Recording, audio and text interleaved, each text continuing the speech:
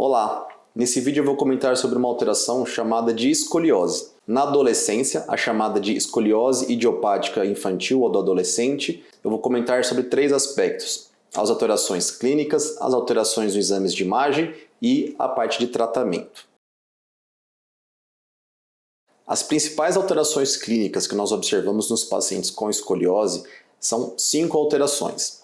A primeira, a gibosidade formada na parte das costas, ou seja, aquele desnivelamento dos arcos costais provocam essa gibosidade. E isso é o que a gente identifica no teste de Adams, que quando o paciente visto da região posterior, ou seja, a gente vendo o paciente de costa, ele faz uma flexão anterior com o tronco e a gente consegue expressar melhor essa alteração. A segunda alteração seria uma discrepância na elevação dos ombros, ou seja, um ombro mais alto do que o outro.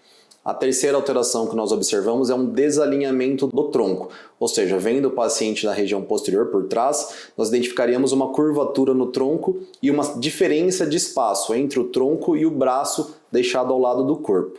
A quarta alteração é um desnivelamento da bacia e a quinta, uma discrepância no comprimento dos membros inferiores. A confirmação do diagnóstico, ou seja, a parte de exames, ela basicamente se realiza através de um início de investigação com uma radiografia chamada de radiografia panorâmica da coluna, ou seja, é uma radiografia que ela pega desde a parte cervical na transição com o crânio até a radiografia da bacia, onde a gente consegue ver o alinhamento total, completo da coluna. A escoliose idiopática do adolescente, ela tem como causa principal um fator genético, ou seja, o paciente ele já nasce com aquela tendência.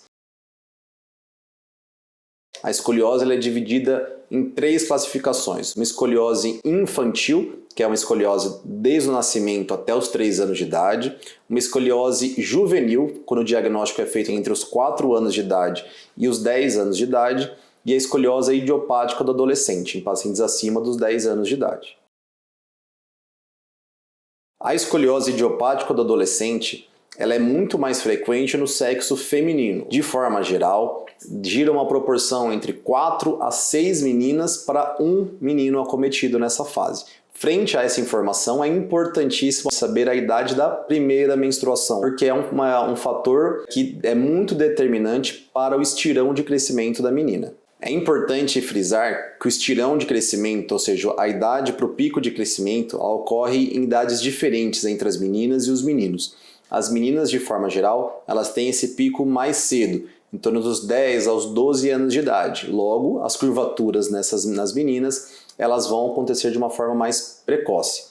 Nos meninos, de forma geral, o pico de estirão de crescimento acontece dos 13 aos 15 anos, então um período um pouquinho mais para frente na adolescência. Frente a esse adolescente que aparece com escoliose, os exames de imagem eles são fundamentais. É importante frisar que são 3 os exames principais que nós utilizamos no diagnóstico. A radiografia panorâmica, como eu já comentei, realizada tanto de frente quanto de perfil, e ela também tem outras 2 incidências fundamentais, que são as inclinações laterais, ou seja, o paciente dobra o tronco em direção a uma lateral e ao outro.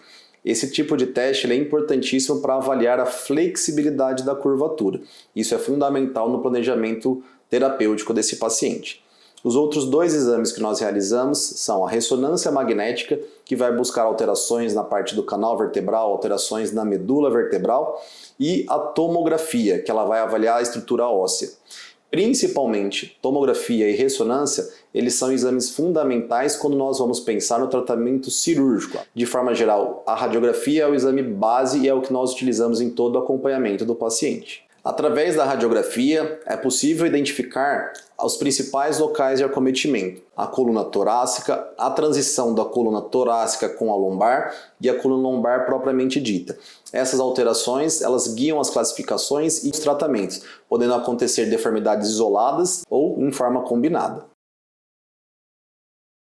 O tratamento basicamente depende do potencial de crescimento atrelado ao grau da curvatura identificado. Basicamente, nós dividimos as graduações de curvatura da coluna em 3 situações. A primeira, curvas abaixo de 20 graus. Em curvaturas abaixo de 20 graus, é importante realizar um segmento do paciente, ou seja, nós fazemos consultas de rotina, repetindo os exames com a ideia de acompanhar a evolução da curvatura. São curvas ideais para o tratamento não cirúrgico. Então o paciente vai ser orientado a fazer RPG, natação, fisioterapia, a fim de melhorar a postura enquanto a gente acompanha essa evolução. Curvas que crescem e ultrapassam essas faixas se enquadram na segunda categoria, que são curvas entre 20 e 40 graus. Curvas de 20 a 40 graus são classificadas como curvas intermediárias, ou seja, a gente tem que avaliar o potencial de crescimento, pois são curvas que tendem a aumentar. Quando o paciente apresenta maturidade óssea, nós ficamos mais tranquilos e acompanhamos esse paciente.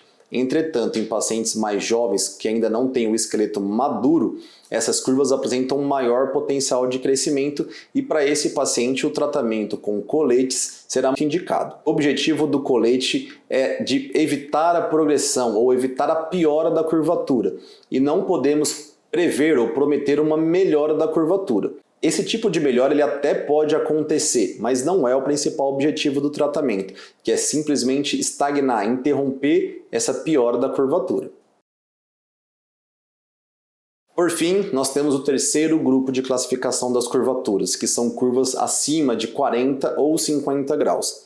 Essas curvas, elas tendem a progredir independente do tratamento realizado, ou seja, o colete não tem indicação nesse tipo de curvatura e terapias como fisioterapia, RPG, natação, tudo isso não apresenta um resultado benéfico no tratamento do paciente, pois são curvaturas que, independente do que seja feito, têm a característica de progressão. Esse paciente é o paciente indicado ao tratamento cirúrgico da correção da escoliose. No planejamento cirúrgico é fundamental definir a flexibilidade da coluna, realizada através das inclinações laterais nas radiografias comentadas anteriormente. Esse ponto é fundamental, pois definirá quais os níveis que serão envolvidos na fixação da coluna para a correção da escoliose. O principal objetivo da correção da escoliose é estabilizar a curvatura e fornecer a maior correção possível dentro de uma margem de segurança. O objetivo primordial da correção da escoliose é, além de melhorar a curvatura da coluna, permitir o desenvolvimento adequado dos órgãos internos. Ou seja, é preferível uma correção parcial da curvatura respeitando a margem de segurança para que órgãos da cavidade torácica, coração e pulmão tenham um desenvolvimento adequado. Toda cirurgia para correção de escoliose necessita de uma monitorização neurofisiológica, ou seja, um controle da função dos nervos para que o risco seja trazido próximo ao zero para o paciente ter uma segurança com relação ao déficit neurológico durante a cirurgia. De forma geral, o risco de complicação da cirurgia de coluna com o uso da monitorização ela é um risco bem baixo, girando em torno de 0,5% dos pacientes. Além disso, outros fatores fundamentais para uma cirurgia segura são avaliações pré-operatórias adequadas, os exames pré-operatórios e uma liberação cardiológica ou clínica para o paciente. Agradeço a sua atenção ao longo desse vídeo e espero que as explicações tenham ajudado no esclarecimento das suas dúvidas quanto às suas características clínicas, a parte do diagnóstico e os tratamentos ofertados. Até mais!